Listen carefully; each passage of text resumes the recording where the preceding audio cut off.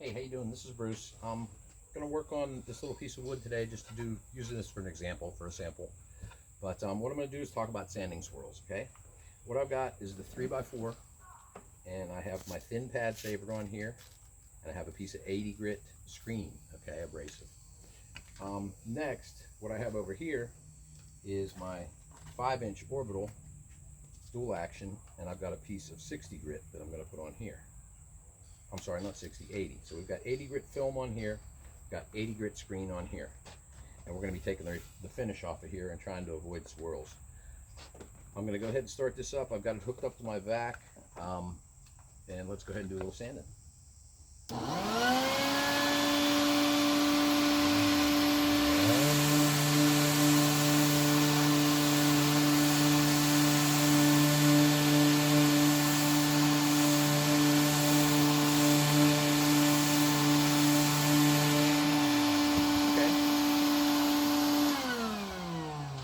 See, most of the finish is removed. All right, it's pretty close to bare wood. We've still got some finish right here, and you can still see some stain in it. Now what I'm going to show you is a piece of 80 grit film on the 5-inch orbital. I don't have this hooked up to a vac, so I'm just going to go ahead and do it.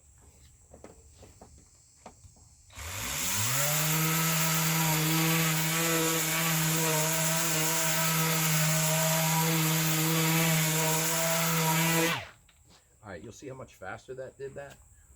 That's because with this sander, it's a dual action sander. You've got, all right, let's go back to here. The 3x4, you've got this sander and it's doing this, okay? It's making very small little orbits, and it's taking a little while to eat the finish away. You know, move around, you saw me moving around, and you can, on the finish like that, when you're trying to remove it, if you go across the grain, it's gonna remove the finish a little faster. You don't necessarily wanna do that when you're sanding wood, but you saw how the 80 grit took that off pretty quick. Then we switched to this one with 80 grit, and because of the dual action, you've got the pad, which is actually turning little orbital circles, plus the pad itself is spinning. So you've got dual action, much more aggressive, and that's why it took it off so much faster. But both of these also left swirls in here.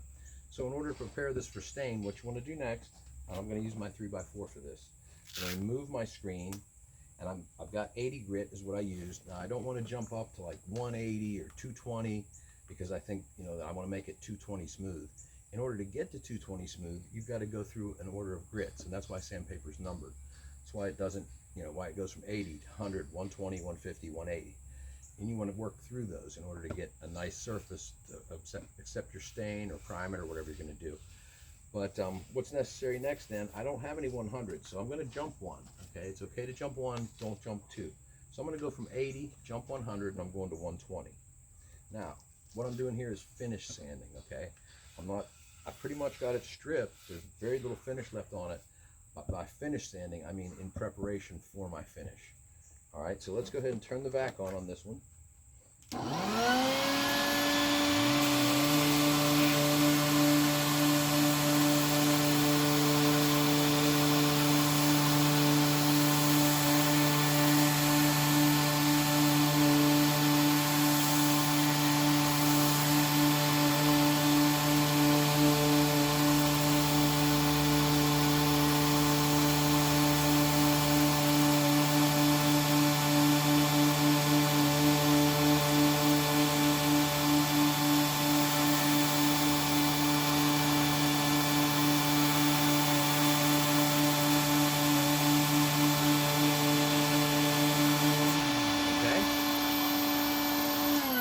I've done it with 120. Okay, now I've got a light right here. I'm going to go ahead and swap this plug out real quick, shut my sander off before I unplug it. And I'm going to take this light and I'm going to look for swirls. It's a high intensity LED light. Got it from SurfPrep. But let's go ahead and put this under here, and I'm going to take a close look. I see some fine swirls in a few places. Now if I were to put stain on here, you would definitely see them better. So I'm going to sit this to the side, unplug it, go back to my sander, turn it on, and I'm going to go up another grit. Okay, so I went from 80 to 120. Now I'm going to go to 150. Take my 120 off, put a piece of fresh 150 on here. Now we're getting down to the finish sanding, ready for the finish to go on. We want to get these last few swirls out. We want to get an even color. We're going to move slow. We're not going to use a lot of pressure. Pressure causes sanding swirls. If you're sanding and you're leaning into it and you're bearing down like that, that's way too much pressure. If you're bogging the motor down, here, I'll show you. All right. Here it's bogging. You don't want to do that. You just want to let it run. Much different sound. All right, let's turn the vac on and work this one with 120 a little, or 150.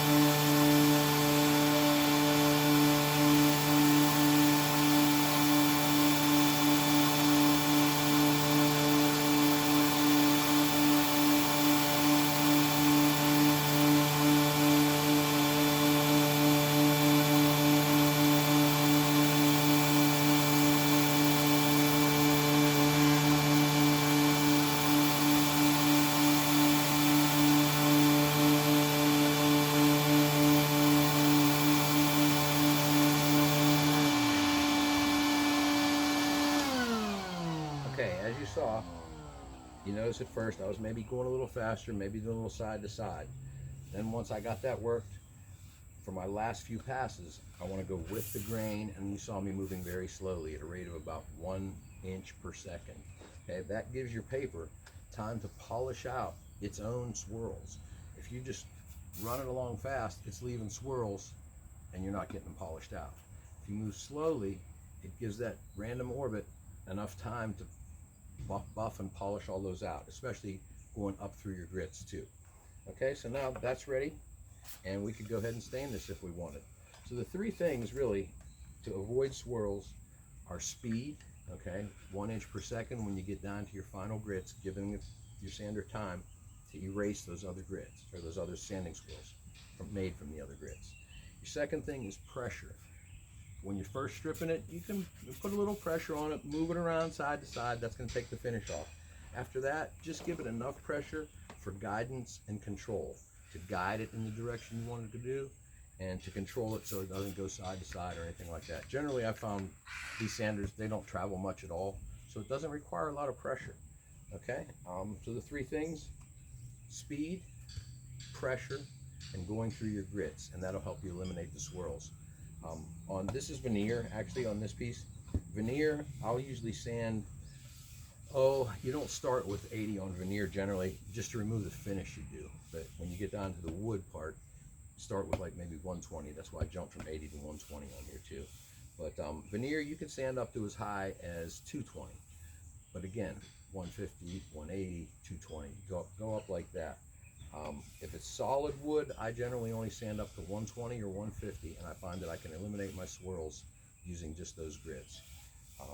That's about it, really. So your speed, your pressure, and going through your grits are going to help you eliminate swirls. It's something that takes a little time. When I first learned, I had them all the time, and you just got to be patient. Don't jump around. Don't get frustrated. Go through your grits with the proper speed. Thanks for watching.